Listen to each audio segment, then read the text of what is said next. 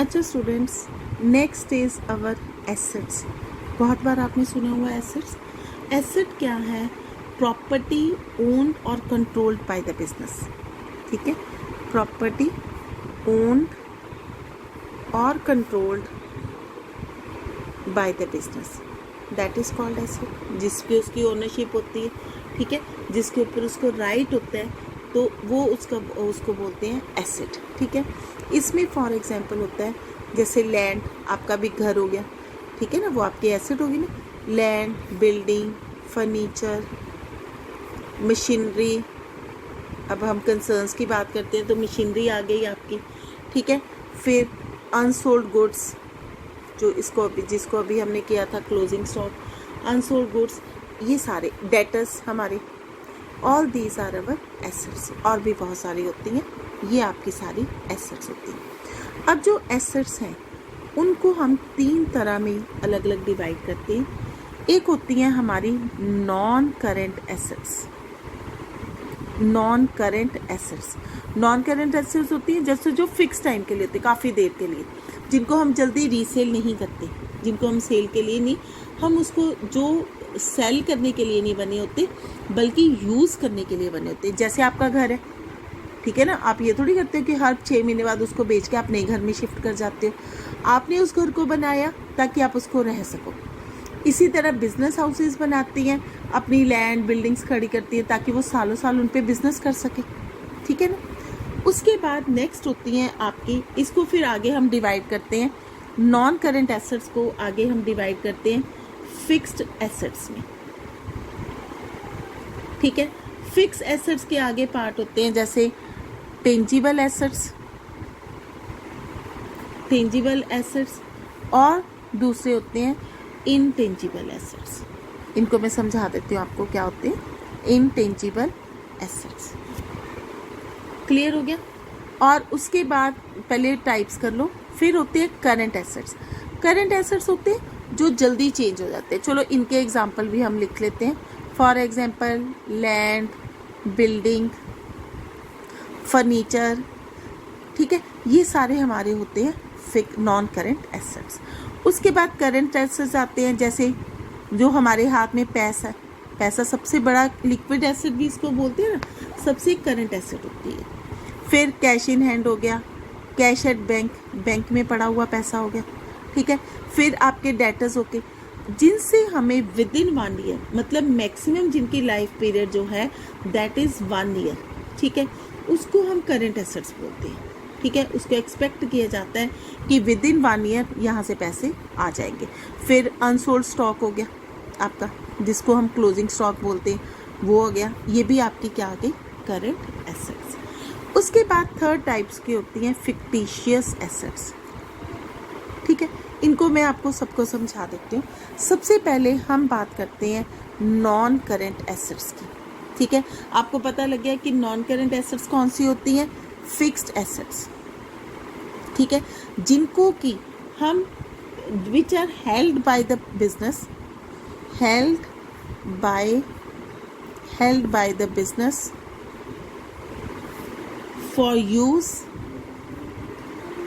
And not for resale. जिनको हम resale करने के लिए नहीं बनाते, तो इनको हम यूज़ करने के लिए बनाते हैं, ठीक है। तो इसमें आपके ये सारी आ जाएंगी जो मैंने आपको बताया था, लैंड, बिल्डिंग, फर्नीचर, मशीनरी, ये सब। अब हमने इनको आगे डिवाइड किया है टेंजिबल और इनटेंजिबल में। टेंजिबल और इनटेंजिबल में डिफरेंस, मेन जो डिफरेंस है वो किस चीज़ का है? आपका टेंजिबल वो एसेट्स होती हैं जिनको हम टच कर सकते हैं, जिनको हम देख सकते हैं, ठीक है। वो होती हैं हमारी जिनकी फिजिकल एग्जिस्टेंस होती है, हैविंग फिजिकल एग्जिस्टेंस, ठीक है। जैसे लैंड है, आप उसको हाथ लगा सकते हो ना। बिल्डिंग है, आप उसको भी टच करके देख सकते हो। फर्नीचर आपके घर में पड़ा हुआ है, फ्रिज है, उसको देख सकते हो, मशीनरी को देख सकते हो। तो ये सारी आपकी हो गई टेंजिबल एसेट्स, ठीक है। अब इंटेंजिबल एसेट्स कैसी होती हैं? जिनको हम देख नहीं सकते, can not be seen and touch, neither हम उनको टच कर सकते हैं, नाइदर टच कर सकते हैं, बट जिनकी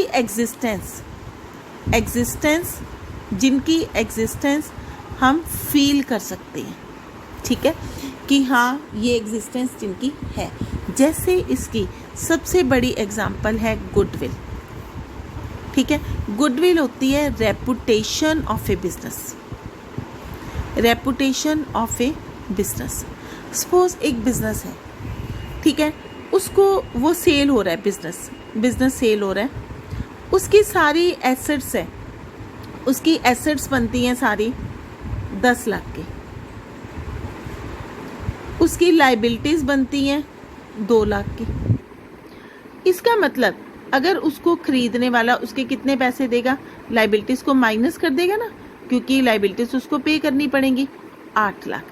लेकिन जो सेलर होता है वो कहता है मैंने 8 लाख नहीं, मैंने 13 लाख लेना है, तो वो एक्स्ट्रा 5 लाख किस चीज़ का मांग रहा है, अपनी गुडविल का, जो कि उसने अपनी रेपुटेशन का, जो कि गुडविल होती है रेपुटेशन, जो उसने अर्न की है by working for so many years, ठीक है। तो इसमें और भी बहुत सारे आते हैं, जैसे कंप्यूटर के सॉफ्टवेयर है, कंप्यूटर के सॉफ्टवेयर, ठीक है। अब कंप्यूटर जो है बिना सॉफ्टवेयर के इट्स जस्ट ए डिब्बा, तो लेकिन सॉफ्टवेयर को तो एक हमारी वो होगी आपकी टेंजिबल एसेट, हार्डवेयर आपकी टेंजिबल एसेट होगी, आप उसको देख सकते हो, टच कर सकते हो। लेकिन सॉफ्टवेयर जिसके बिना कंप्यूटर काम ही नहीं कर सकता, आप उसको देख नहीं सकते, टच नहीं कर सकते, लेकिन आप उसको फील कर सकते हो कि हाँ सॉफ्टवेयर है तो ये कंप्यूटर काम कर रहे हैं। क्लियर हो गया डिफरेंस दोनों का। अब उसके बाद आपके आगे फिक्टिशियस एसेट्स। जो फिक्टिशियस एसेट्स होती है ना, बेसिकली बेटे ये एसेट्स नहीं होती, ये इनकी ना कोई फिजिकल फॉर्म होती है, नाइदर फिजिकल फॉर्म होती है इनकी कोई, नॉर इनकी कोई वैल्यू होती है, नॉर एनी रियल वैल्यू। जो इंटेंजिबल एसेट्स होती है ना, इनकी वैल्यू होती है, वैल्यू इज देयर, ठीक है। अब जैसे गुडविल है, उसकी 5 लाख वैल्यू लग गई ना, जबकि उसको देख थोड़ी सकते हैं हम, किसी के कह सकते हैं ये उसकी गुडविल चली जा रही है, ठीक है। इसकी कोई रियल वैल्यू भी नहीं होती। ये होते हैं जैसे एक मतलब जो हैवी एक्सपेंडिचर्स हैं जिनको हमने 1 साल में किया, लेकिन जिसका बेनिफिट हमें आने वाले ईयर्स में भी मिलने वाला है, बेनिफिट हमें कमिंग ईयर्स में भी मिलेगा। जैसे सपोज एक एडवर्टीज़मेंट बनाई, उस पर हमने 10 लाख रुपया लगा, 10 लाख लगा, हमें लगता है कि हमें इसका बेनिफिट 5 सालों तक मिलेगा। अगर ये 10 लाख का एक्सपेंडिचर हम एक ही साल में डाल दें तो उस साल के हमारे प्रॉफिट्स बहुत कम हो जाएंगे। तो इसलिए हम क्या करते हैं कि इसको जैसे 5 साल का सोचा ना, हम इसको 5 से डिवाइड करके हम हर साल 2 लाख का जो एक्सपेंडिचर है उसको किस में डाल देंगे, प्रॉफिट एंड लॉस अकाउंट में, और बाकी जो अमाउंट होगी वो कम होती जाएगी साल टू ईयर टू ईयर, लेकिन बाकी जो है that will be our fictitious asset, जिसको कि हम बैलेंस शीट की एसेट साइड पर शो करेंगे। क्लियर हो गया। सो ये थी आपके डिफरेंट टाइप्स ऑफ